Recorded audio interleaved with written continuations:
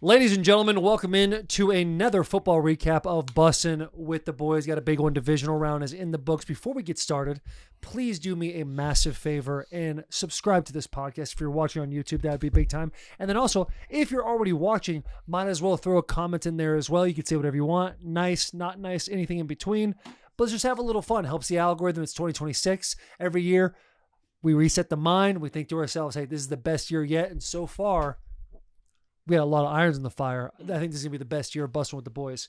One thing that doesn't change in 2026 is Bussin' with the Boys is proudly presented by America's #1 sportsbook, FanDuel. Now, you've heard the old saying, you get what you get and you don't throw a fit. Well, not here. Not at FanDuel. Not when it's playoff mode. Because when you have playoff mode with FanDuel, you get to choose your own reward. Each round of the NFL playoffs, all FanDuel customers can choose between a no-sweat bet or a profit boost. Two beautiful options, and the power's in your hands. Take your pick. It's just one of many reasons why FanDuel is the best way to game day. Head to FanDuel.com/Bussin this Saturday to choose your own reward and always play your game with FanDuel, an official sports betting partner of the NFL playoffs. William, how was your weekend, buddy? Great weekend. Great weekend watching ball. Number one, let's just get this out of the way. I love football.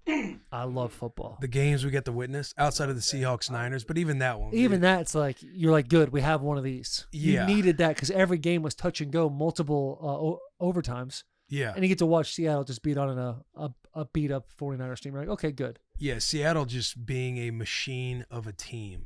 They're the ones that feels like it's their Super Bowl to lose. Let me ask you this. We're going to get into all the games, but if you were to look at divisional round, is there a clear cut this team's winning the Super Bowl to you? I think it will be the Seahawks defeating the Patriots in the Super Bowl. We are very aligned in that. Yeah, Very Seahawks. aligned. I know going into Gotta be. playoffs, it was my brain was at it's going to be Seahawks Patriots or Seahawks Patriots in that Jacksonville game, but Jacksonville ended up losing to the Texans. But now that we're there, like it's Seattle Patriots, like that's the hill. Yeah. Seattle, I could see it going either way in the NFC Championship game, but because of the Bo Nix news, if nobody heard, Bo Nix broke an ankle, second to last play of the game, last play of the game. A lot of conspiracy theorists behind that. Twitter doctors, apparently, according to Jeremy Klump, are saying that, hey, this guy actually had a broken ankle before the game, allegedly, and they just made him play instead. He ended up getting the overtime win against the Bills, but because they have a backup quarterback in, it's like you got to just assume. Imagine somebody out there right now just learning that Bo Nix is injured. Would that For people that might not know, Bo Nix broke his ankle, and they're like, what? Bo Nix broke his ankle? Are you serious? Honey, did we watch the game? Yeah, we watched the game, no post-game press conference. Holy shit. He said in his group chats, hey, did you guys hear about this? Like, where the fuck have you been? Like, do you even consume any football? It is wild what the NFL playoffs do to people. Like Talon, I put on that Broncos-Bills game the other day. I think it was Saturday afternoon. Put that one on in my head. You should come watch this game. I kind of start giving her the storylines. Josh Allen, he's, 0 and whatever in away games before these playoffs started, but all of them were to Joe Burrow and Patrick Mahomes, except for his first playoff game as a rookie. We start getting into it, talking about Josh, the dick jokes, all the things. So she's starting to get invested, and she's screaming at the TV. Gets her so much to where I come down from putting the kids to sleep last night, and the Rams-Bears game is on in the bedroom, and she's watching the game. That was an electric game. Electric. But that Broncos-Bills game, man. Fun one. Sad one. Sad one. Happy Sad one. one. Fun one. Yeah, happy one. There was a lot of emotions that took place. A lot in that of game. emotion. A lot of emotion. I love both of those teams. It's like there are moments to whoever needed to score, I found myself rooting for that team. Yeah. Just because of how it was coming down to the wire. Tough day for the boy, Josh Allen. I know, man. Did you Incredible football player. He is arguably, if not the best football player in the NFL. To see it go down like that, knowing he is the massive reason that team is in that position. He's potentially the only reason. Like, there's other reasons, but he's the number one without a doubt. Like, if you didn't have Josh Allen, we might be talking about a team that didn't make the playoffs this year. Oh, absolutely. Yeah. Absolutely. He didn't But to have a game like that, what did he do? 2 picks, 3 fumbles? Was it 3? 2 fumbles? 4 out of the 5. Yeah, right. 4 And total dude, fumbles, that lost 2. halftime, going into half, when he's holding that ball like Shady McCoy, running up the field with 13 seconds left and no timeouts, like, you just got to take a knee. And then the fumble, quick kick, that's a 10-point swing. And I think the Broncos got the ball in the second half, right? They started the game, ended up not doing nothing with the ball, but you put yourself in a horrible momentum position to have them go down, score on you. You have 13 seconds left. No timeouts? Am I correct in saying that? Let's just assume no timeouts and you're on the 25-yard line. Like, buddy, you got to take that knee and just get into half. Yeah. And realize where you're at. Bo Nix was slinging it, too. Slinging it. He was balling. Sutton really wasn't. He wasn't really a part of the game until like the second half. Like he was getting into a multitude of different guys. Yeah. It was heartbreaking. Buffalo being able to run the ball. Dude, I hate that Bo Nix is not in the. I know everybody hates that. It sucks that Bo Nix is not in the AFC Championship, because even post game when you find out that Bo Nix, which by the way, it's like what a bomb that it happened, like, second to last play of the game. Allegedly, conspiracies out there, everybody arguing that it was sooner than that, and then Sean Payton's lying. But to just learn that it was a situation we didn't even witness or see, or Bo Nix is celebrating, doing all the things, and then Sean Payton to walk to the podium. Back here, we got some bad news. Bo Nix, he broke his ankle. He's done for the season. It's like, oh, you're in the AFC Championship. That, and a part of my brain is like, and I know that it's just not. It's not the reality. It's stupid, but I'm just like, the Bills just need to be in the AFC Championship. Yeah. Listen, I think it crossed a lot of people's minds, because where do you put the Broncos like chances to beat the Patriots in this game now? They got a shot. It's not like the Patriots look. It's not like the Patriots look unbeatable by any means. But hey, Stidham's got a shot to. This is legacy. He's got a shot to make so much money. He's got Nick Foles potential here. Yeah. Nick Foles, drafted by the Patriots. They played a game when I think Brady was out for a game, and he had 3 or 4 touchdowns. I think it wasn't 4. Definitely wasn't 4, but 3 touchdowns in the game. Kind of diced him up a little bit. And if you think about it, the biggest question mark going into the Broncos playoffs was, is the quarterback going to be able to facilitate the ball? Because their defense is complete, their offensive line is incredible, they're good enough on the outside perimeter, and they have 2 running backs that are pretty great. And now it's like Bo Nix is out. Maybe same thing happens. The odds for the Super Bowl winner came out this morning on FanDuel. The Seahawks sit at the leading favorite at plus 150, Patriots plus 220, Rams plus 220, and then the Broncos plus 1,300. 1,300? Value. Might be worth a sprinkle, right? Maybe. We got a sale going on. Sale going on. And this Stidham guy, he was a Bear. Was he also an Auburn Tiger? He was also an Auburn Tiger. So he got himself a little taste of that NIL transfer area. Back before it was cool. Back before it was cool. Before the bags were flying. This kid was just transferring for the love of the game. Like this, he's just a mercenary for hire. Patriots, now he's at the Broncos. Sits behind Bo Nix, Ultimate Pro. Yeah, I'm kind of getting on board because I haven't jumped on the bandwagon of the Broncos all year, and now kind of feels like crazy. I know. There's just, to me, there was teams where my heart's lied a little bit different with. Yeah, the Bills were my number 1 this year, followed closely by the Patriots. I wanted to see the Chargers do well. I was kind of on board with you when it came to the Chiefs. I'll tell you who I really fell in love with. It came to an abrupt end, but I kind of fell in love with the Bears. This weekend. Absolutely. I thought you were going to say the Jaguars, the sneaky Jacksonville Jaguars. I think that's my Titans brain of the fact. Like, yeah, okay, good for them. It's like, hey, good for them, but then as soon as they're out, they're like, yeah, good. You know? Yeah. What kind of shot do you think the Broncos have against the Patriots? Buddy, the more I'm kind of just talking about without looking into Stidham. I don't want to disrespect the young man. I don't hate it. Like, Drake Mays put the ball on the ground multiple times. I think he did it 4 times or 5 times. And this last game against the Texans, completely different. I mean, still 2 elite defenses, but that pass rush is absolutely insane. And you loses 2 of those. You see what a pass rush like a defense like that can do to Drake May. I'm not saying the Broncos have the same elite type of pass rushers that the Texans do, but it's still a defense that is going to be able to get after Drake May. Right. And like they go into the wild card game against the Jaguars. There's handful of throws, deep passes that we've all kind of like dubbed Drake May as the new best thrower of the deep pass in the NFL as the regular season has gone on, hitting like over 70%. Has a couple against the Jaguars. You're like, all right, nerves. I expect that to be different. Hit one later in the game though. Hit one later in the game. Drake. Missed Austin Hooper big time on one. That's like, oh my God. End up hitting Henry later in the game, same route. But then you go to this game and it's like, okay, he's under pressure quite a bit, but he is getting the ball out fast. He's being very decisive whether to run with it, go to his first 2 reads, and then realizing we don't got that kind of time. But there's multiple throws downfield that he is missing. Getting one to Keyshawn Boutte at the end. Beautiful catch by Boutte, by the way. Maybe a round of applause for him. That was absolutely incredible. Yeah, that was big very time nice. play. But all that to be said, it's like, I think this game's a lot. I don't know what are the odds right now, but I think the game is a lot closer than we're kind of expecting it to be when you hear, hey, this team that's going to the AFC Championship, they're missing their starting quarterback because of how well put together they are. The positive is they get to host it, so they'll be at home in Denver.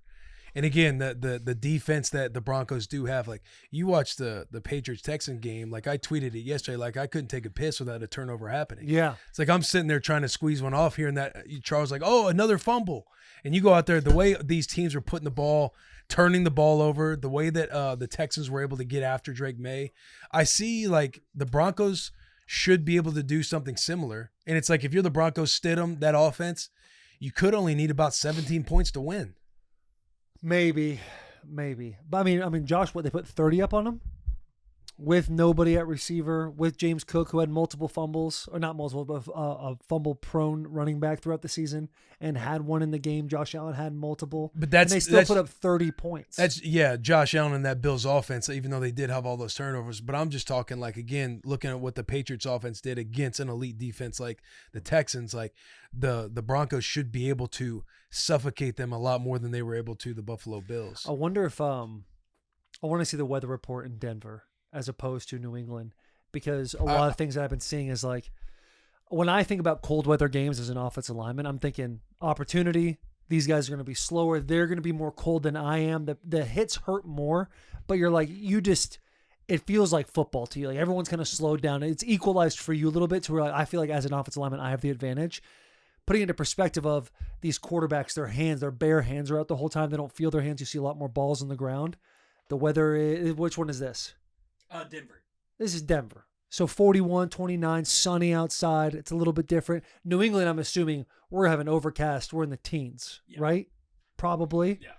So I just wonder if that would play a factor at all and actually help Drake May out with holding the ball a little bit better, with the deep passes, all those things. Yeah. Because you see with CJ Stroud as well, like that ball is slipping out of his hands in New England, and kind of just gives you a tip of the cap to Tom Brady being like, this dude operated in this weather. Yeah. If that is as big of a factor as I've now kind of like viewed it. Because it's going to be, I think this game is going to be so much more interesting than people think. Look at that. Jared Stidham hasn't thrown a pass in 2 seasons. Love it. In his career, he's thrown 8 touchdowns and has had 8 interceptions. Clean slate. Do with that what you will. Like we said earlier, value plus 1,300. Super Bowl on the sale. Optimistic part of me is, again, even though he hasn't thrown a pass in a couple seasons, the way it feels like Sean Payton, the way that they operate in-house offensively with breaking down situations, what to do with the football, here's what we're going to do in this situation, sitting behind Bo Nix, hearing all the conversations, partaking in all the conversations, you got to assume he's going to be ready to go to some extent. Yeah. It's just going to be getting the rust off, being out there in a real game. Yeah, but it doesn't seem like they're going to have to like dumb down anything. Right. You know what I mean? Do you think it hurts him that Josh McDaniels is the one who traded for him for the Raiders, so knows him very well? He started Stidham over Derek Carr in Las Vegas when he was the head coach. You think that hurts him a little, that he kind of knows all his weaknesses? He probably knows. The hurting him is just walking in and being like, hey, this ain't going to be no cakewalk. Stidham, boy, this kid can sling the rock a little bit. This is going to be the classic. Like you get your hands on him a couple of times, you can get a little nervous. I'm happy. He'll probably have a couple quirks like that, but it's like then you got to do it. Yeah, Vrabel right now, as we are talking, he is de-recruiting the high of the New England Patriots. Whatever image they might have in their mind that they're going to go and walk in and win this game, you ain't going to just show up and win this game. You can't just show up and win. You can't do it. Can we talk about the catch that wasn't a catch that ended up being an interception on Cooks? Deep in the game, overtime. Bills go first. They go 3 and out. They don't cross the 50. They end up punting. Bills and Josh Allen methodically kind of get on the field, get around that 50-yard line, throw a deep shot to Cooks, which if he makes that catch, this game's essentially over, right? You get Prater, you trot Prater out there, you kick it, you win, you're in the AFC Championship, and it doesn't take place. Do we think it was a catch, or do we think it was for sure an interception? I think it was for sure an interception. Does anybody else in the back say, no, that's a catch? Because it seems like the hot topic that's taking place. Well, it was an interception. Yeah, I mean, I don't want to like sit here and argue, but like I feel like I thought it was a catch just because what is a catch? We're still in 2026. We don't really know. The fact we're still debating it is kind of crazy. But Yeah. my thought would be the moment he hits the ground, he's down, and then they rolled, and the other guy got the ball. The slow-mo makes it tough, so it's like it's not something I'm going to say. Yeah, people going frame by frame. It's like that was such a bang play and a bang moment to where you look at the Devontae Adams one, which is something that's similar. But Devontae's like his feet are on the ground and he's like moving a step as he's going down to the ground to where you see he's caught the ball. Yeah, he's holding. He clearly has possession while his knee touches, and he's touched by the defender. He caught it and like made 1 or 2 steps before he got tackled. Yeah, and he's got like a couple guys on him as he's going to the ground. This one was just like he's aerial. He's in the air, hitting the ground, everything going on, and the dude just comes up with the ball. Like I feel like that was the refs. I agree that they have struggled at times and made some bad calls. That second pass the pass interference calls at the end of the game. Yeah, we got to talk about First that. one felt a little ticky-tacky, but okay, they got a pass interference. It seems like the Broncos are going to win the game, but the second one I thought was bullshit. So I understand the outcry and everybody being pissed off with how the referees are calling some of these games, but that call in particular with the interception, I do believe that it was an interception. Yeah, I don't know if I'm too off base in this, but when I look at the playoffs and it's win or go home type of situation, guys are chasing their dreams, especially in this game with a Josh Allen and Sean Payton might be the only head coach of all time to win multiple Super Bowls for 2 different teams. If you're a referee, it's got to be extremely egregious. Like balls in the air, defender tackles the guy to the ground. All right, we have to throw on this. We have to throw the flag. But anything else that's like ticky-tacky, hand-grabbing, maybe he's a little draped over, I feel like we should always edge on the side of let the boys play. Let them play the game unless it's so over the top. Think about a couple years ago with the Eagles and the Chiefs, the holding penalty they called. That clearly was a holding penalty. That's when I'm like, all right, you got to call that. I hate that the refs are kind of thrusting themselves within the storyline. What happened? What are you looking back and forth for? That was a terrible call. Are you kidding me?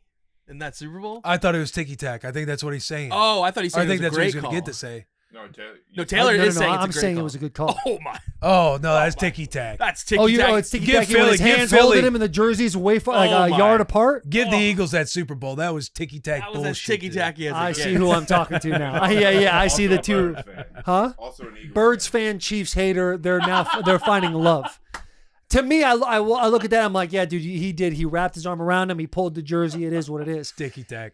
We get in the game like this and we're throwing bombs downfield unless the guy's tackling him. Because there was one, I think it was Spencer Brown, that had like short corner, kind of like tugs the guy a little bit. Josh gets the ball off. I think it was actually on the play to Cook. It might have been a different play, but that's one to me. It's like, let him play. That's all. Listen, we're kind of in the mode of we got to let these gentlemen sort it out between the gridiron and not a lot of the zebras to really dive into this whole thing. Mm-hmm. That's my thought process in this. I was happy to the exact point that the Ole Miss final play against Miami, that they did not throw a flag for PI.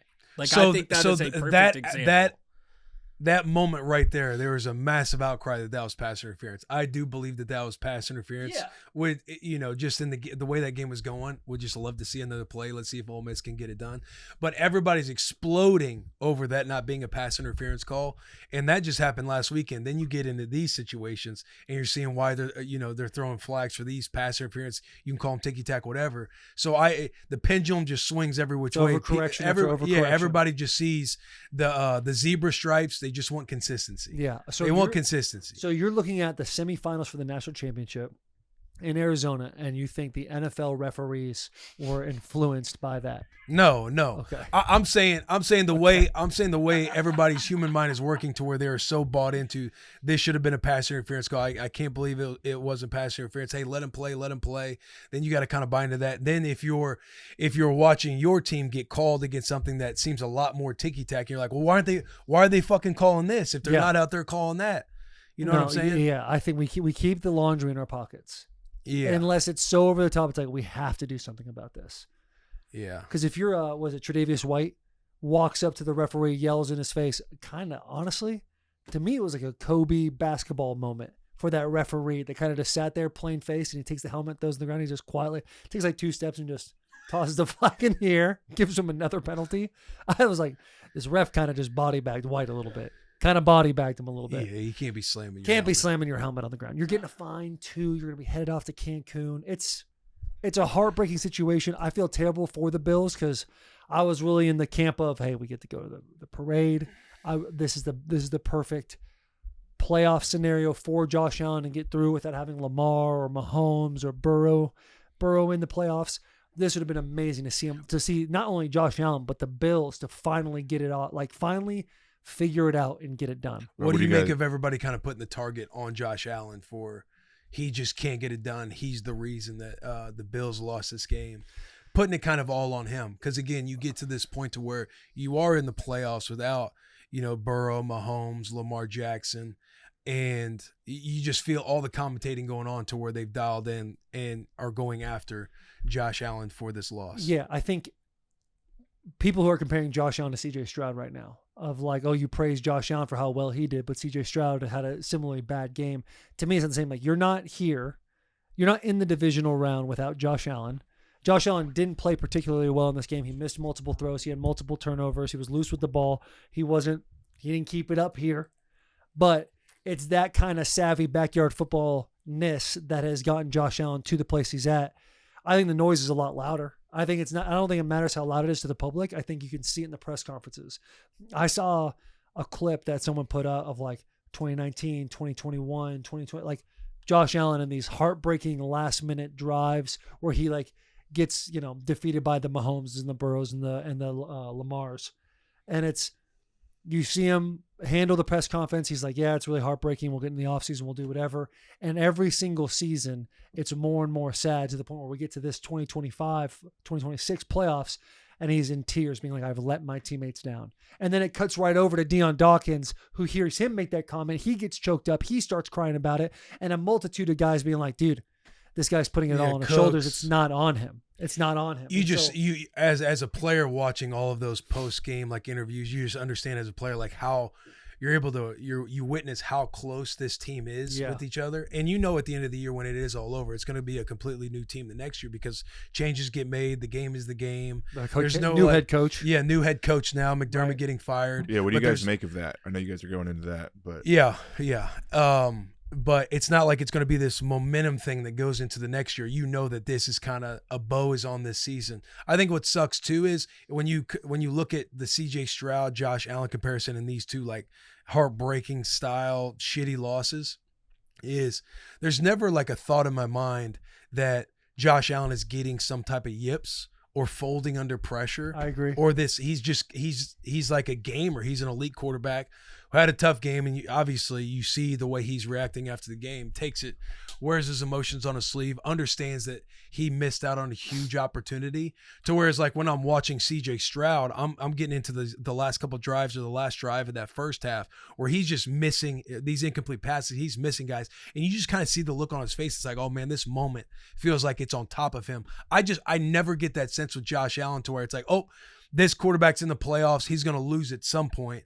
It's more of just, I don't know. I don't know how to like fully articulate it other than like the dude is a baller. The dude's a gamer. It sucks that he goes down and loses or he lost this game, but he is the biggest reason this team is even at that point. Cause again, they were a 6 seed going into the Broncos, the 1 seed. Yeah. I agree with what you're saying as far as like CJ Stroud and Josh Allen feel very different to me. You look at Josh Allen, it's like without Josh, the Bills don't make the playoffs. They're not in contention to even win a Super Bowl. CJ Stroud and the season that he's had, coupled with the defense that they have that has equalized and kept the unders alive and every FanDuel bettor's dream when they watch the Houston Texans step on the field. It's like if CJ just took care of the football, we're talking about the Texans probably playing in the AFC Championship. Yeah, that's the difference. Is CJ was, and this sounds like way more critical than it should be, but he is more of the reason why they lost as opposed to Josh Allen. He was the reason. There's reasons why they lost because of some of his play, but they would not be in the game if Josh Allen wasn't playing in the game. Does that make sense? The Texans were 3-0 this year without CJ Stroud starting. Right, and oh wow, yeah, you get Davis. Like was it Davis Mills? Davis Mills. Like he played really well. I'm a fan of CJ Stroud. I'm a fan of like how much he loves the game, the way he operates. I think this is a perfect year for him. We'll get into that in our Jim Beam segment. But like, I think this is a year where you have all the delusion and the hatred in your mind to motivate you in this offseason. Yeah. How you can be like, it's me against the world. Nobody believes me. Even some of my teammates don't believe in me. But I'm still going to go do X, Y, and Z. Yeah. I do have a good stat that I think would make Bills fans very happy, make Josh Allen very happy. The last quarterback to win a Super Bowl without a child was Ben Roethlisberger back in 2006, so almost 20 years. Haley Seinfeld is pregnant next year. Nice. He will be a father. Things are looking up for Josh Allen. Dad strength. Yeah, that dad strength, that extra little dad power that he's going to have. Great stat. And too, like even the when it goes to, everybody's so hard, gets so hard on Lamar Jackson when Lamar loses a playoff game. To me, it's like when Lamar gets in the playoffs, there are those games in the playoffs where it just seems like he's playing out of character. Yeah. Whereas Josh, like, you can't have those turnovers. But again, it's like, to your point, he's the reason they're in the game and even competing there at the very end.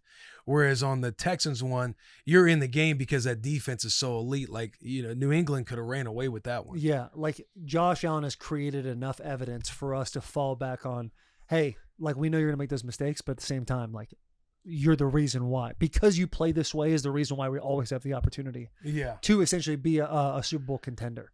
And I just think going to the McDermott topic of conversation, like I don't know how much I love it. I don't know if I like it at all, to be totally honest. I think if you're the ownership of the Bills, it's more on you from an ownership standpoint because who's the GM for the Eagles again? Howie Roseman. Howie Roseman. If Howie Roseman has Josh Allen, how aggressive is he going to be in the like acquiring talent to assemble around him? Probably more aggressive. Like you see the talent that he's established on the Philadelphia Eagles. Keon Coleman's probably not on the team. Right. Keon Coleman had a touchdown yesterday, but he was inactive like 5 or 6 games this year. Healthy scratch. Healthy scratch. And that's just, to me, it's like, is Sean McDermott the issue, who's like the CEO defensive-minded guy? Because you have Joe Brady, who's a proven OC, who's a head coaching candidate for a lot of people. But like, if you look at the roster, other than the pass defense, they've got a good pass defense, they've got a great left tackle, and a fast running back. Like, you don't have pieces around you where it's like, Josh, we're giving you every opportunity to win right now. Josh has only a finite amount of years to go win these Super Bowls. You have to be extremely aggressive, max out your cap, go get the best players you possibly can so you can go win a Super Bowl. Because you're getting to the divisional rounds in the AFC championships with Josh Allen. Imagine if you put a few pieces around him that's like, these guys not only help your team, but elevate your star player as well, who's arguably the best player in the NFL. Am I landing a plane here at all in saying that? Because when it comes to McDermott, it's like, I understand, but I'm not watching the game with his management, his clock management, or anything like that, thinking, oh, he's not handling the pressure of the situation of what he's supposed to do the correct way or incorrect way. I'm watching it like it really seems like this is a team that's being lifted and Josh Allen is dragging a team along with him. And it's, it sounds like I'm disrespecting players. I'm not. I'm just saying a player of that caliber, you need players with that caliber as well. Go make big swings in the trades to go get a true wide receiver one. Guys that might be a little upset with the situation they're in. The first person that comes to mind is Justin Jefferson. Like, you look at a Justin Jefferson, the season he's had, it's like the first year he didn't have 1,000 yards. J.J. McCarthy, it's yet to be seen whether he can be the guy. Like, what is your situation next year?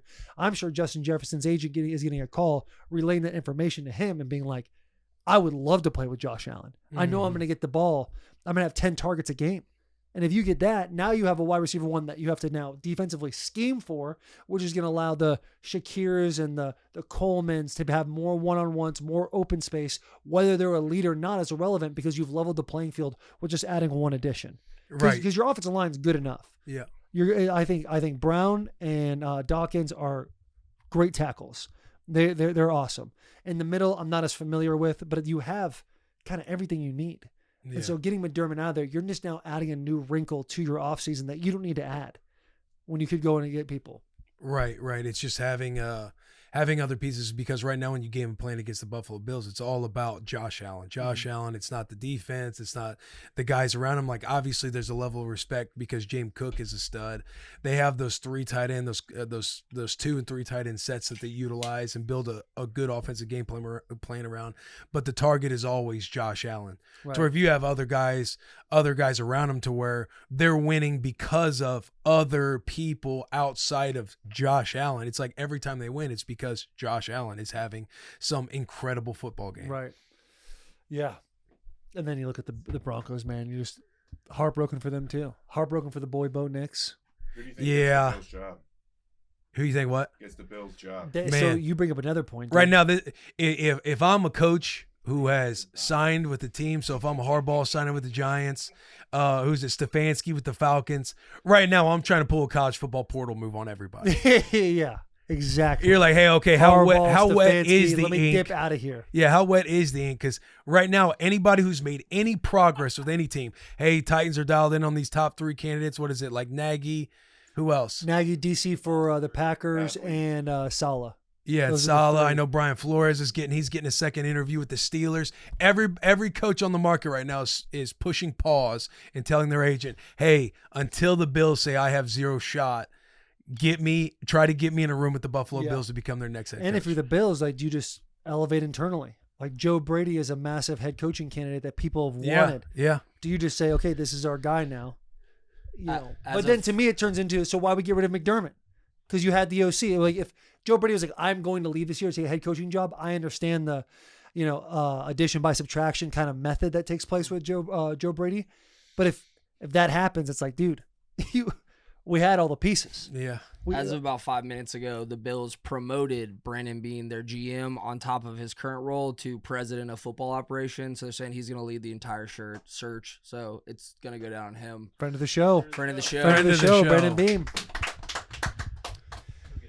Yeah, he'll get it done. I wonder, like right now in my brain, I'm like wondering who he has like relationships with in the past who could have this fast track to becoming the head coach. I think it's worth trying to reach out. 'Cause that's where you want to go. One person you reach out to immediately, Mike Tomlin. No, Yeah. I mean, do you reach out to if you're the Bills? You got to reach out to Mike Tomlin. I think he said that he wants to like take a year off. He's like not expected to be coaching next year. Granted, Everyone's got a plan, brother. there's a number for everybody. Yeah. So, but I truly do feel like he kind of wants to take a break after being with the Steelers for 20-some years. Did you see the Mike Tomlin meme from the weekend? He was at his daughter's gymnastics event. I think she is a gymnast for Georgia. And there's a picture of him, and it looks like he's not tired. It's like Mike Tomlin finally got a full night's rest for the first time in 19 years. That was awesome. I'm sure there's a piece of him that feels very fulfilled. You have to trade for Mike Tomlin, by the way. I think he said he's doing TV too, right? Yeah, because technically the Steelers. hold Oh, his that's rights. right. Yeah, I mean, So Buffalo would have to if like you- give up Maybe something. Tom Brady they hire. no. Tom Brady's Tommy already a V? minority owner in the Raiders. So that, Is that not a massive conflict of interest? not for Yeah, he would. Yeah, I'm Does sure that- if anybody could figure it out, it'd be Tom. But No yeah, it doubt. seems like they're focused on figuring You out call who's Bill going to Belichick? lead the Raiders. Yo, Like, Bill Bill Belichick to the Bills. That'd be Because how many jobs are open right now? You got the Raiders, you got the Cardinals, you got the Titans, 6-7. Steelers, Ravens, Ravens, Bills, Cleveland, Bills, Cleveland, Titans, Raiders, Miami. yeah, Miami. Yeah, that's another reason. All for everything you just listed. All these head coaching. Yeah, you guys, Titans are screwed. We're screwed in a big way because now everyone's like now turn their attention. This is the meme with the guy holding hands with the girl, looking back at the other girl. Like that's what's happening with the Bills. But all the head coaching vacancies that are taking place, coupled with there's like 3 or 4 names. If you're the Bills, like why make this move now? Yeah, because it does not feel like a hot coaching carousel. Right, like a Ben Johnson out there. By the way, Ben Johnson. That's what I mean. It's like I wonder like what new head coaches we're going to see because even former ones, don't you see Dayball? Has he signed yet? No, he interviewed for the Eagles OC. Shefty's tweet, dude, it made me so mad. It said, Brian Dayball has interviewed for the Eagles OC job, also interviewed for Titans head coaching job. I was like, that means that Eagles OC job is more attractive than our Titans head coaching job. And Felt Mike like a McDaniel, shot. does he get another shot as a head coach, or is he going to go be an OC somewhere for a year? It's tough. It's going to be interesting to see like what head coaches come into Fucking this tough. new, like the Seahawks defensive come into these new coordinator jobs. like that? Do what? The Seahawks defensive coordinator. Who's calling the plays there? That's what I want to know. Because I McDaniel, feel he's, like at Seattle, yeah, it's Kubiak. Kubiak is the offensive coordinator. yeah. I'm talking about defense. I think McDonald is. I think McDonald's is calling the play. They live in that world that LaFleur lives in where you kind of check 2 boxes by checking 1. And McDermott was like a defensive-minded guy because I'm also thinking, like, do you get like a defensive-minded head coach for the Buffalo Bills? I think you do. If Joe Brady is staying. If Joe Brady stays, yes. If Yeah. Joe Brady stays, you go defense. I think Mike McDaniel wouldn't be bad here in Tennessee. I think he was handcuffed a little bit with his talent at quarterback in Miami. And I think Cam Ward, like, he has shown flashes. Yeah. Like, And that does seem like what's coming out of Miami because I was watching, want to say it was Darren Waller interviewing with Manziel, kind of breaking down the brain of Mike McDaniel and how everything's going to go, like in game, some of the adjustments he makes in game. And it seems like players just talk highly of Coach McDaniel. Yeah, which is very interesting because we were sitting here, or we were told a lot of ways, like, he's not an alpha in the room. People don't really like him. He's losing the locker room. Yeah. And they pop off 5 of 6. Yeah. He's losing their job. Mike McDaniels wouldn't be a bad pick for the Titans. What about him as OC? I'm Matt Malone. I'm giving him the credit for this, but Robert Saleh as the head coach, Mike McDaniel as OC. That would be Yeah, now you're operating. a massive win You for are the now Titans. operating. Yeah. that would make too much sense, though. Too much sense, and I feel like because of Sherm just put it up. There's 10 head coach vacancies, essentially almost a third of the entire NFL, including the Bills. You're not going to be able to take 2 top head coaching candidates, make one an OC, and make one a head We'll coach. get to ask Jeff Simmons who he'd like to see. That's true. He comes on the bus. See a later little today. peek ski, because I still think Arthur Smith for the Titans is a massive dub. Yeah. He's in a tough spot. It's not like he had the most successful year with the Steelers, and then the resume he does have as a head coach is going to be the Falcons. Because I agree with you. It's like we've been around Art, like this friend of the show. Like Art's a beast, very good player friendly coach. I'm sure he's learned a lot from his first stint in Atlanta as a head coach. But had felt like a tough year with the Steelers because all the injuries that they had offensively and just not a whole lot of weapons and a whole lot of pieces. It's just going to be hard for him to, I feel like, sell himself over some of these head coaching candidates that are in there. But I do feel like he's on that tier with all the head coaches on the board right now. What about the DC from LA? I think Don Shula. I know Shula's been in a like, few conversations. Yeah, I think he's had like a couple interviews. I don't know where, but he seems like he would be the real deal. Yeah. I got a fun stat on Arthur Smith. So these are all the quarterbacks he's had, whether being an OC or a head coach. Their win percentage without Arthur Smith coaching them is 36.11%. That's Tannehill, Matt Ryan, Marcus Mariota, Desmond Ridder, Justin Fields, Russell Wilson, Aaron Rodgers. With Arthur Smith, the seasons he had Arthur Smith, that number jumps up to 55.24%. So a 20% swing, almost a 20% swing. And then since he's left them, they drop down to 42%. It's a good stat. It's a good stat. It's a good stat. Let's see. All I heard was 20% increase. 20% I said increase. Matt Ryan. You got confused. Matt Ryan and Aaron Rodgers. So I'm Arthur like, Smith's they won a lot impact- of games without him. Arthur Smith's impact on 7 Super Bowl quarterbacks' without him. win-loss record in starts since Tannehill start on October 20th, 2019. So this is since 2019. So when he took over for Ryan Tannehill, the game after we played the Broncos in 2019, 2018, whatever that was, that is the percentages that take place. Got a bunch more too, but we gotta. I like the thought of Arthur Smith too, just because of the history he has in the Titans organization. Like he cut his teeth in here, climbed the ladder here. He understands Yeah. how the ownership typically works, how the city works, the fan base. He understands it more. I got 2 Titans fans in the back that have been very quiet during it all, though. I'd love to hear what they have to say. I don't want Arthur Smith. I also think that Damn, our organization is trash. I don't think anyone understands them. I just don't think that there's enough credible things he's done since he left the Falcons, since he's been with the Steelers, that makes me want there's other people I'd want ahead of him, but I don't personally want him. I think he had his chance as a head coach with the Falcons, and it didn't pan out. He's back as an OC. If you want to come and be our OC with a Saleh or Mike McDaniel, sure. I'll talk about that, but I don't personally want him as our head coach. I don't think it's the right time for the Titans organization, so that's where I sit. But I know that he's a friend of the show. I'm not trying to dog him as a person, but You like bigger names out there.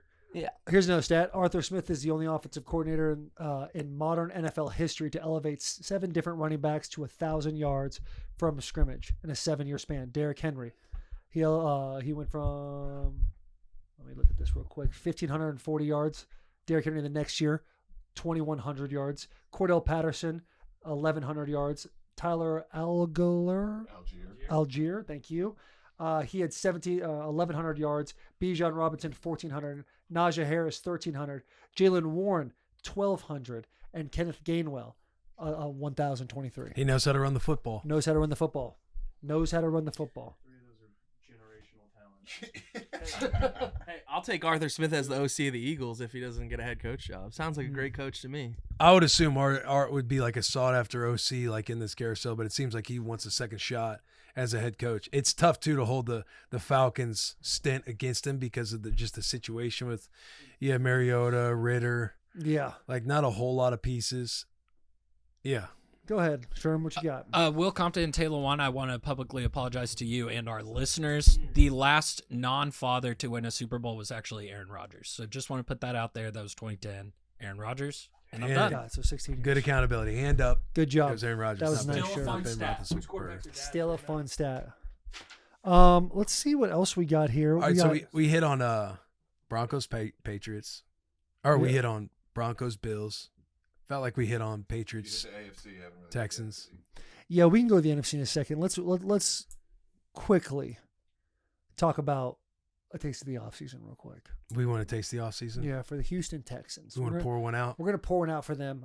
It's time to taste of the offseason, brought to you by Jim Beam, because when your team gives you lemons, you make Jim Beam and lemonade. Listen, if you're a Houston Texans fan out there, and I know I'm a Titans guy speaking to you right now, look at your defense. All your pieces are still there for the next year. Daniel Hunter, Will Anderson, Stingley in the back, all Shire. Is Shire coming back? Allegedly. Let's just hey, let's not hurt their feelings. Okay, We're pouring one out for the boys right now. It can be difficult when you look on the offensive side of the ball. Nico Collins gets hurt. CJ Stroud has 6 interceptions or 6 turnovers in 6 quarters at one point 5 in the fumbles, last 2 games. 4 interceptions. And your heart is probably hurting, being like, is CJ Stroud the guy, right? Incredible first year, sophomore slump. Third year, they won a lot. They're undefeated when he wasn't starting. Junior slump. Here's what you have to go is CJ Stroud is a true competitor. All right. I hate to say it. He did a great job when he was at Ohio State. True competitor. Now you have a guy with all the talent in the world who's a touch passer type of guy who could put a nice little loft on the ball, lays it in there when he needs to. He is now going to the offseason with the kill everybody mentality. Yeah. He's going to go into that thing of people don't believe in me, the fans don't, the coaching staff doesn't, the players don't, the ownership doesn't, everybody is against me, which is the best way an athlete gets better in the offseason is when he believes that no one believes in him. So I think from a Houston Texans standpoint, you guys overachieved this year, and next year with a pissed off CJ Stroud, sky's the limit. Sky's the limit for you guys. Something to think about. Texans did not play, like Joe Mixon didn't play at all this year. He's a stud. Yeah. They also did not play without Tank Dell. Yeah. Also a stud. Let's talk about the Seattle Seahawks. Absolutely. Do we also taste the offseason? I don't want to put any bad juju. Okay, go ahead. But taste of the offseason, pour one out for Bo Nix and the Broncos.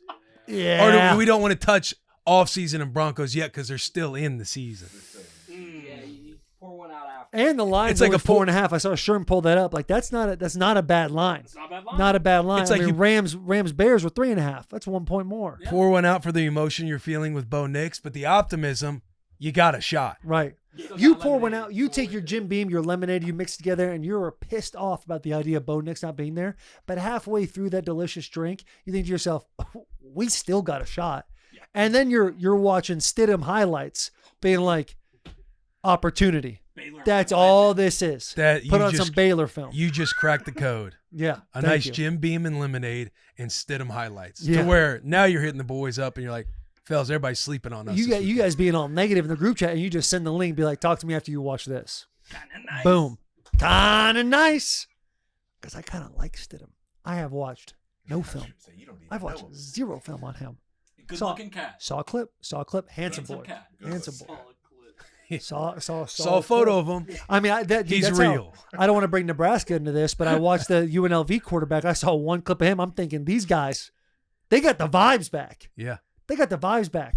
Technically, they got a starting quarterback to replace their backup quarterback. Yeah. You know what I'm saying? Yeah. Right? Anthony Castellanos. Hey, Castellanos. Calandria. Get the Calandria. Get him a cannoli. Sit him up there. Put him next to Anthony Soprano. We're good. And you have, dude, your quarterback last year was a backup at Oregon. Now you got this kid who's fucking got the juice. Yeah. He's got the juice. You know what he's Yeah. got? He's already got Jim Beam and lemonade. He's not giving you a lemon in a season. Yeah. He's already got that. Seattle Seahawks and the 49ers. Brock Purdy. Got to give him a round of applause. Maybe a moment of silence after that. I don't know. George Kittle, Heartbreak Hotel. What do you got, Will? What about pouring one out for the Chicago Bears? Let's pour it out for the Chicago Bears. And a lot of optimism going into next Yeah, year. because you're like, hey, this Caleb Williams kid, we went from kind of being like, we're not a fan of him. Ben Johnson and this kid aren't getting along. There's a lot of hatred taking place in camp early in the season. Wild card game, Caleb Williams is wearing his high school football jersey walking into the game. Yeah. Kid's hitting the Jordan symbol against the Packers. Yeah. 4th and 8, running backwards, yipping it in the air. Perfect throw. Yeah. So sick. I don't see how, like, if you're a fan of football and love watching the NFL, like, if you're not just, like, if you're a Rams fan, you obviously want your team to win. But everybody else, I don't know how you don't get a little giddy seeing the Chicago Bears take the field in the fourth quarter. Like, I feel like you sit there, you see them, you're like, man, are the Bears going to do it again? Are they going to do it again? I thought they were going to do it again. They had all the momentum in the world. They did. And then DJ Moore decided, let's take this one off. This is what pisses me off about Tell me what pisses you off, Will. Greg not coming on this show today. Oh, This is pet peeve. go ahead. You're like Ben Johnson. This is this aggressive coach. Go for it on 4th down. We're going to win aggressive. We're going to win. We're going to play the way, the identity that got us here at all times. And then when you score at the end of the game, like, why not go for 2? Even when they won earlier in the season, like a month before that, they got in a similar situation. They kicked the extra point to tie it up. They go into OT and beat the team. Yeah. But again, it's like, why aren't they going for 2 when you can go and just win the game right, or try to win the game right there in regulation based on this aggressive style of coaching? Like, we're going to go for it on 4th down. We're going to do all these things, because if you look at him being conservative, kicking the extra point, going into overtime, I'm also sitting back. Why not take the points throughout the game? Because then you're up 19-17. Yeah. Because I don't disagree with Santos hit a 48-yarder easy, and there were moments where again, Caleb Williams, it was either the first drive or second drive, he throws an interception on 4th down when they turn it over on downs. They went for it on 4th down. He kind of sails it, but that interception's not on Caleb Williams. He had him just dropping back normal in the pocket. This dude's got to be, again, you got to have a gun to his head when he's rolling out. That's when he makes plays. You can't just have him sit in the pocket, pat his feet, and try to deliver an accurate ball. Yeah. So that one sails, and then the other one, I would say it was just turnover on downs, right? They just failed to convert. Yeah, they were 2 for 5. Yeah, they failed to convert a 2. One happened to be an interception. But if you kick those field goals and you in your brain they make them extra points or field goals, that's 6 points right there. You're kicking a field goal at the end of the game instead of trying to go for it to get a touchdown. I love the thought of it being the divisional round against the Rams. You go down after that crazy touchdown, and there's 35 seconds on the clock, 25 seconds, whatever it was, and Ben Johnson having the balls to sit there and go, you know what, we're going to go for 2, and we're going to finish the game right now. We're going to know the result of the game right after this, as opposed to going to overtime. That seems to be his love it. identity in every other situation. Dan Campbell, what do you have? Bro, playoffs are so different. Like, it feels different, right? Like, I'm watching the game last night, sitting back being like, oh my God. Like, I'm feeling the pressure of this game. And I'm just laying in bed, shirtless, just. I think Campbell. yeah. I think Campbell goes. I think Campbell Taking a goes couple for more it. Lucy's and just put in my lap like, this is crazy, huh? I feel I'm like feeling it. I feel like if Caleb Williams was like actually operating, like pinpointing the balls, not just being able to stand in the pocket and like he'll sail one every once in a while, I feel like Ben Johnson has more confidence in him, but he's literally 50-50 on his last 2 games. It's like you don't know. But, okay, gun to the head move that Will just talked about, 2-point conversion, end of the game. Like, that is, what are you going to do? He's going to look around. There's no one going to be there. He's going to scramble around. He's going to end up on the 25-yard line. And then The coverage is going to break The down. He's just the going to play get call is this. Because when Caleb Williams has his feet set, ball up high and tight, steps into it, clean pocket, that ball's an incompletion pass. Incomplete pass as an interception. Yeah. When Caleb Williams feels the pressure of 285-pound men coming down on him, that's when the boy's at his best. Are you? Yeah, let me run backwards. Okay, let me run backwards 20 yards before I throw this one up. And then reset up. And dude, when he's running the ball, he didn't do any drills at the combine. He didn't run a 40. He's fast as fuck. It's kind of like when Lamar Jackson didn't do the combine because in his brain he was like, they're going to try to move me to a skill position. I kind of feel like that with Caleb Williams. Bro, when he's running at a different speed than the defensive lineman as he's running out of the pocket. And then he's like, oh, I can't throw the ball downfield. I'm going to have to run for this first down.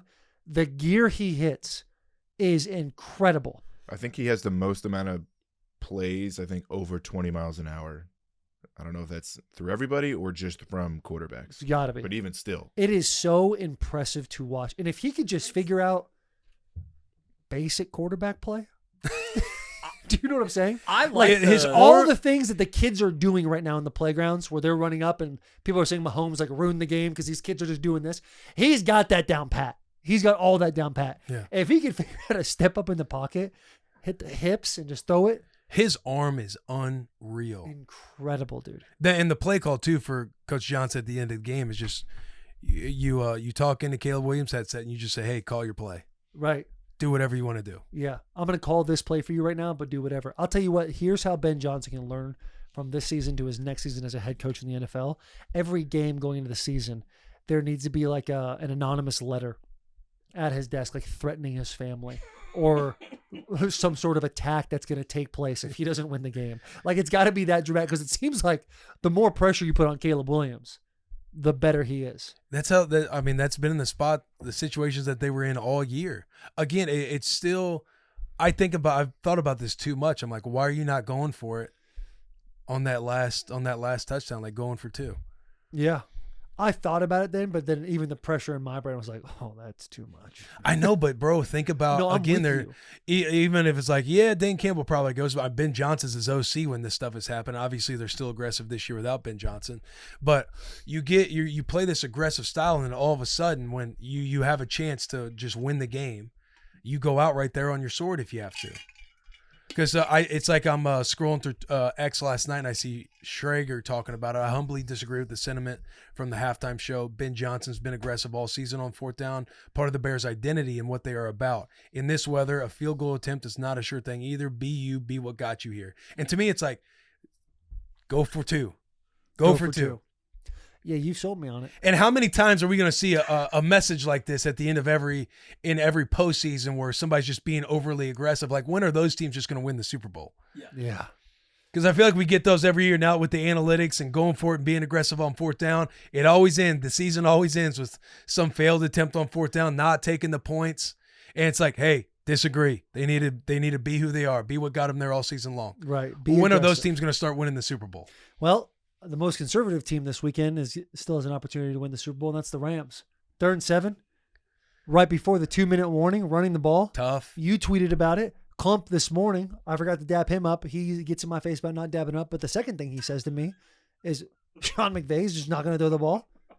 Right there. You got Devontae Adams. You got Puka Nacua. Yeah, but you knew going into the game, first series, when they showed McVay on TV and he's got those fingerless gloves on. I'm like, McVay, you can't be doing that.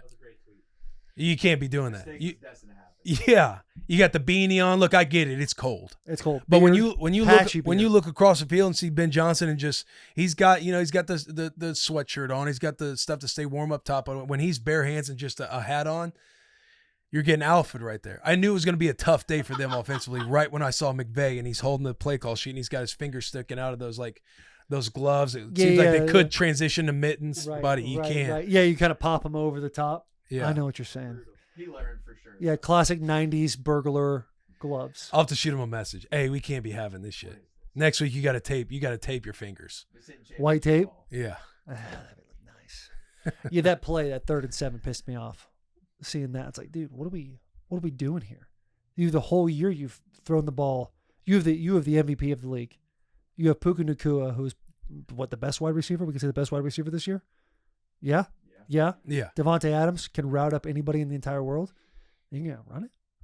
I Yeah, couldn't run believe the ball. Devontae didn't have a catch all game until late in that fourth quarter. Puka only had like 40 yards. I fucking bet on him. Yeah, that Bears defense really showed up. Overtime too, McVay. Those last two plays, second and third down, they threw an outside deep ball to a tight end on the right sideline, and then a slot fade to the tight end. Didn't target Puka or Devontae Adams. And then what pissed me off the most about McVay, 13 seconds left in regulation, 2 timeouts, takes a knee, goes into overtime. The last time a team had 13 seconds and 2 timeouts to tie the game or take the lead was the Kansas City Chiefs against the Bills, and they tied it and then beat Josh Allen in overtime. Didn't even try to win the game in regulation. So you're 2 saying, timeouts. Sean McVay's gotten a little soft. I think the cold weather got to him for sure. Those Wow. little fingerless gloves or whatever he got, like you could tell the cold weather. Sean, he's a good looking dude. He ain't made for the cold weather. So He is a good-looking dude. The Wow. outfit he had on is one where he's like, oh, I look cute today. He put that on. He went up to one of his assistant coaches and goes, "What do you think?" And that's the accountability that the assistants need to have, Yeah. allowing him to walk out So there like that. what Bussin' with the boys is saying is Sean McVay has too many yes men in his building. Not enough grit is what you guys are saying. Are you saying that, or is Clump saying that Sean McVay's bitch made? no, I'm not. Whoa, saying whoa, that. whoa. No. That's kind of what he I said. just saw a stat come out too. McVay, he turns 40 this weekend, but he is he's the only coach. What is it, like 10+ wins in the postseason, which doubles anybody else before the age of 40. McVay not bitch made, but cold weather got to him yesterday. Well, McVay's headed up to Seattle next weekend. How do we feel about that? Tough game. Tough. It's gonna be tough to win in Seattle. The way that defense is playing, the way Walker's running the football, Sam Darnold silencing the critics, Yeah. going out there balling out. That is the Rashid biggest Shaheed. storyline to come out of that game because the 49ers were dead. Yeah, But it was, hey, can Sam Darnold not just be a good regular season quarterback? Can he go in the playoffs and get himself a win? yeah. The optimism that the Niners had going into this game is that if they score first and put that pressure on Sam Darnold, he won't be able to get it done. And then they scored 17 points in the first quarter. Opening kickoff, Rashid Shaheed. Yeah. Best acquisition during the season in the NFL. That play. Yeah. That play was like the 5th loudest play of all time in the NFL. Think about the juice taking place, man, in that building. Because that building is loud. It is so hard to play there. It shook that apartment building that the person was filming in that viral clip. Structurally, that's It's a terrifying. bit scary. What a great year for the NFC West. The rivalries going on, having another divisional game for the NFC Championship. Yeah. Having that game against the Niners, a rival. And it was in front of our faces the whole time. Doing the futures episode we did in the locker room. I don't think any of us really thought about it until like we were in there talking about the NFC West, where we realized, oh, this is the best division. Yeah. People aren't talking about this division enough. Yeah. It's I think the Seattle Seahawks are headed to the Super Bowl. Could you imagine that being your apartment view? That'd be sick. Yeah, that would be awesome. That would be awesome. Seattle's a dope ass city too. It's a fun city. Yeah, The two games we've seen with Rams and Seattle, they've both been bangers. Last time Seattle and Rams played, Clay Matthews hit a 15-leg parlay. Ooh. Something to think about. Something to think about. So whatever Clay comes with, because his pick, I think the first game, he bet the under on the Bills-Broncos game, over hit. So that's even with the line moved, 7 or 8 points? So We need him to come with a 15-leg Clay's got to parlay. come with some heat this week on the locker room. We need him to come with a 15-leg. We need to tell him, hey, you gotta build a 15-leg parlay for the Yeah, locker room. yeah. Say, Need hey, it, got to have it. Hey, money line. Yeah. Like, Clay, are you going to live up to the name, or you got the name now and you're just going to live off your past successes? Ooh. Oh. That's the question. Is he washed? Is Clay washed? Oh no! Clay recommend the gloves to McVay. Oh. I could see Clay being a fingerless glove guy. LA Cat. Oh, my wife got him for me. Yeah. Man. That's tough for Clay, man. 49ers pouring out for them as well. Pour one out for the Niners. Injured again. Did you see? Love to give you apparent- some optimism. I feel like but- they were not. This is gonna sound like I'm shitting on them, but they were kind of like a walking corpse the whole time. Like you just couldn't kill them. Seattle finally did. I think They were just a living dead, just conquering every game they stepped into. Yeah, it just shows how Shanahan, how good of a coach he Yeah, is. 100%. Because, buddy, this was the inevitably going to happen. But seeing them operate throughout the season with the injuries, Mac Jones crushing it. It was an incredible weekend. That was the only game where I'm just like, second half, I kind of just, I'm like, I was moving on to doing something else. Yeah, I had really not a whole lot of intention of watching that game because I just knew it was going to happen. Still hit the first half. I saw on Twitter that players are starting to bring up the fact of the electrical substation. Yeah, they're And agents. It's like hitting up the it's organization. gaining traction. I mean, Terminalist. The doctor that there's came a out lot with going on. the doctor that came out with that first article about it pulled our video from the locker room of Delaney talking about how it was a thing back when he was there. So shout out us. Shout out Delaney. Shout out us. Shout out Bussin. Shout out us. Yeah, man. Good weekend of football. Who going around? Who's your Super Bowl pick? Who you think is going to be in the Super Bowl? Seahawks, Patriots, and I think Seahawks win. Rams, Patriots, Rams win. I'm gonna go Broncos upset the Patriots. Nice. Rams win the Super Bowl. Matt Stafford wins MVP and Super Bowl MVP. I feel like that matchup too Does he retire? throws everybody off. Rams and Broncos. People will be like, we're not watching. Numbers will be lower than ever. I'll watch. Seahawks and the Patriots, and I think the Seahawks get it done. And if the Seahawks do make the Super Bowl, they should wear their throwback uniform because it's awesome. Seahawks. That's a take that needs to get traction. They should wear those full time. Those are Clean arguably, take. Good That's clean a clean take. take. Those are That's a clean arguably the take. best uniforms in football. Teams need to wear their throwbacks in the Super Bowl. You sick. Seahawks, Patriots, got the Seahawks. Would hate for my mental health to see the Patriots win, but would love to see it for Vrabel. But I do think the Seahawks will win it. All right, quick little break to shout out our sponsors. Our first one up is Olipop. Olipop is sponsoring Bussin' with the Boys. It's a new kind of soda that combines the classic soda taste with the benefits of a functional ingredient blend to support digestive health. Olipop is the reimagining soda with high fiber and low sugar, and we are launching our new limited edition flavor, Shirley Temple. Olipop's take on the Shirley Temple is like the classic you remember, but brighter, bolder, and made with real ingredients that you can actually feel good about. The original mocktail. Olipop's releasing this flavor just in time for dry January. It's the original mocktail made not drinking fun. It's a flavor everyone can feel good about, supports digestive health with real ingredients and less sugar. You can get a free can of Olipop when you buy any 2 cans of Olipop in store, and we'll pay you back for one. Works on any flavor, any retailer, and you can go to drinkolipop.com/BWTB. Olipop is sold online, drinkolipop.com, and Amazon, and available in the soda aisle and with the chilled beverages at thousands of retailers nationwide, including Walmart and Target. Drink Olipop. There's something about going to a bar with your dad, him sitting down, getting himself a glass of beer, and you go, and the bartender goes, "What do you want?" And you go, "Go ahead and get a Shirley Temple." And you go, "For real?" Yeah. And you get a Shirley Temple at the bar, and you sit there, and you're like, "Buddy, this is what living's really all about." And then your dad's like, "You know what? Now that you bring up Shirley Temple, that's a great call." Reaches into his bag and pulls out 2 Shirley Temple Olipops. My God. And you're living a good father-son moment right taking there. that 90s, early 2000s nostalgia and putting it in a can for you. Yeah. That's what's beautiful. Yeah, man. Also, that goes great with anything. Nicotine. Right? Let's level up your nicotine game with Lucy. Go to lucy.co/Bussin. Use promo code Bussin, BUSSIN, to get 20% off your first order. Lucy has a 30-day refund policy if you change your mind. Again, that's lucy.co and use code Bussin, BUSSIN, for 20% off. Here comes the fine print.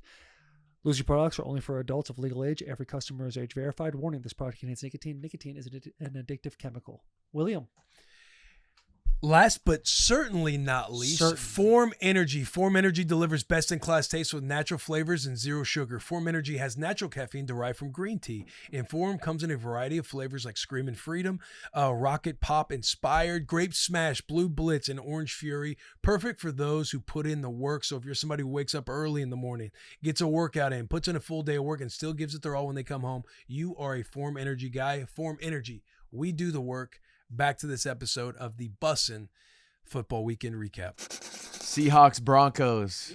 Ernest Jones. There we go. Ernest Jones, Nicky Minwari holding it down on the Seattle defense. Maybe Nicky Minwari gets MVP. Maybe first rookie ever.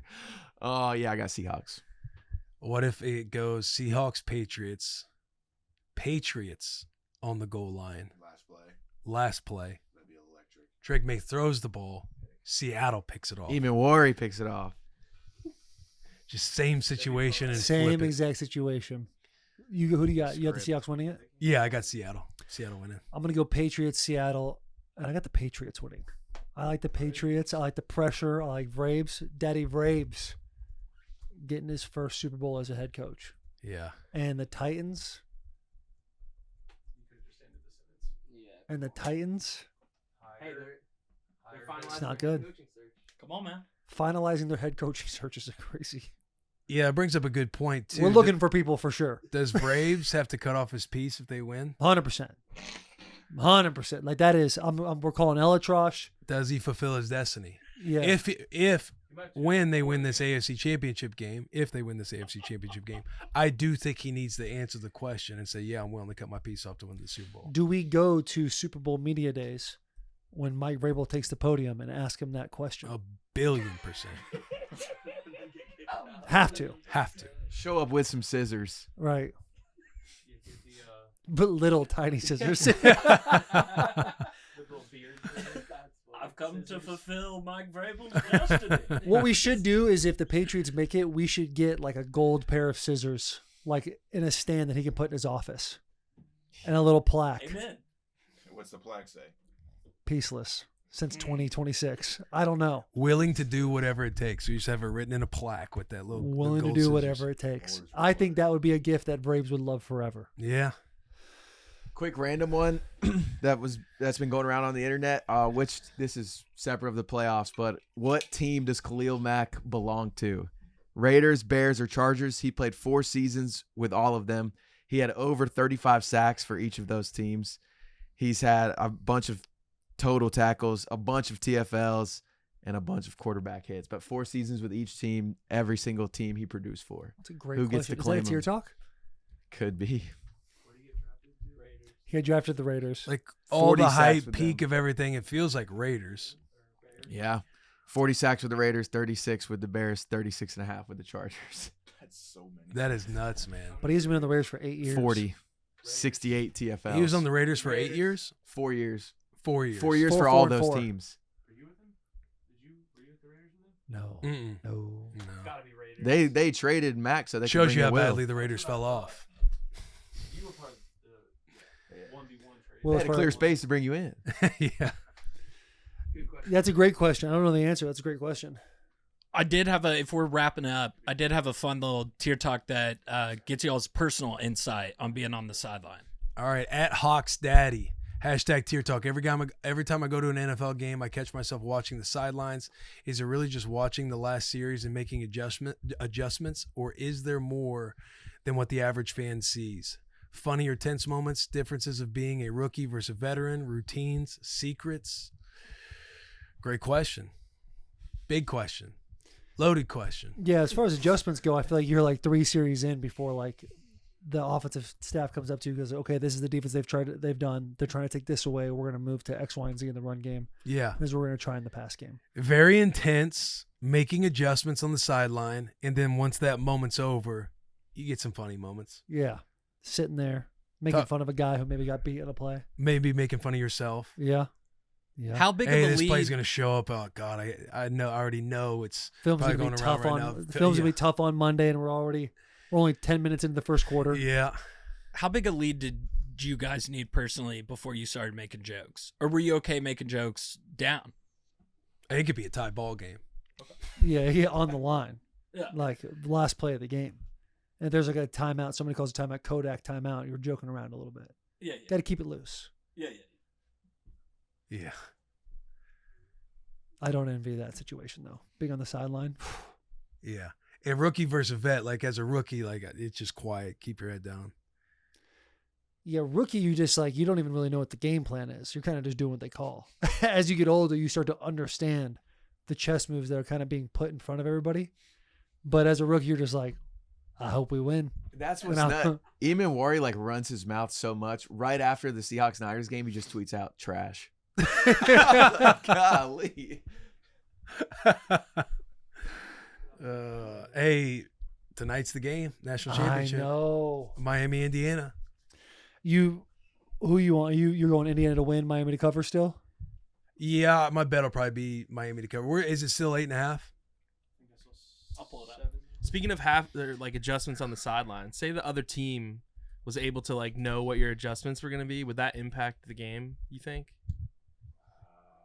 Say that again. Is that your segue into tonight's game? No, I was just asking a question. If the other team was able to hack and see what your adjustments were, would that impact you? How would you know that they hacked? $1,000,000,000%. Yeah. Twitter. If they know what you're doing. Just asking. What's the angle of that question? Indiana's probably going to win big against Miami. That's my. Listen, if you want to go down the tinfoil hat game of Indiana cheating, like Cristobal he's gone back to caveman times of paper and pencil. That's awesome. There has been an email sent in 2 And weeks. you got to think too, if that's like a real thing, like Cristobal's probably doing everything he can to where they're not in a situation like that. And if Cristobal's a head coach, Get even out the if it is just whiteboard. rumor, like, yeah, boys, we're just going over this. We'll give you a binder with all the plays. The whiteboard would be sick on the sideline. Break every Old school. iPad. Yeah. See you later. Don't even bring them on. Let me see here. Let me pull up FanDuel and see what we Taylor, I It's did 7.5 have right now. because I might do because I know in Tennessee you can do like totals of rushing yards, pass yards, total yards. Like I might do a little parlay with Indiana money line and then put a little something together. Make sure you hit the group chat. But Taylor, yeah, I had a fun little tier Okay, talk. this is Sergeant Scuba 22. So let me take a wild guess at what Willie C is thinking. And Notre Dame would beat both of these teams. is Steven spot on? That's for sure going to be a tweet I just throw out there later tonight. Notre Dame's not beating either of these teams. Lost to one of them already. Yeah, exactly. Would have beat him the second time. I don't think so. I mean, going to the playoffs, we're like, is Notre Dame a better team than Miami right now? Clearly, no. Miami just turned it on in a hurry. A hurricane. Hurricane. Is a hurricane coming in Miami tonight? Let us know in the comments what you think. All right, boys. We feel good about it. Everyone's happy. I think he's looking for something. I'm looking. I'm building a parlay right now. Will's moved on. He's over the NFL recap. So We we'll hit move all on as the- well. do We hit have it all. any? We hit it all. Okay, Absolutely. okay. Did anything we missed? Do you guys think? Trying to run through every situation. Miss y'all over the weekend. I Miss miss you you too. guys over the Miss you weekend. too. Miss you guys over the Miss you weekend. too. Vegas this weekend. Zuffa boxing. Supposed to snow Patty Pimlet. I get in the new house this week. Will's getting a new house this week. Fired Yesterday morning, I texted Will. I was like, "What are the chances you and Charo want to come over and play Catan today?" And you'd hit me with we're moving a couple stuff in the new house. Yeah. I knew it was over from that moment, and it was already an uphill battle, but we got to get around it. Oh, for sure. We're both down for Catan. We Yeah. love some Catan. I just need to Got get the reps. game at the More than house. anything, I need reps. I need reps. And even Risk. Like if we were to play Risk, I have Game of Thrones version of Risk. yeah, when you text me that, I got a little 6 to midnight. Yeah. There was a little movement in the pants for that. Yeah. Boys, thank you so much. Ladies, if you're watching, thank you as well. Please subscribe, comment. Big year. 2026, our new year really doesn't start till March. So it's coming. Our new year's coming soon. Big hugs, tiny kisses. We'll see you next time.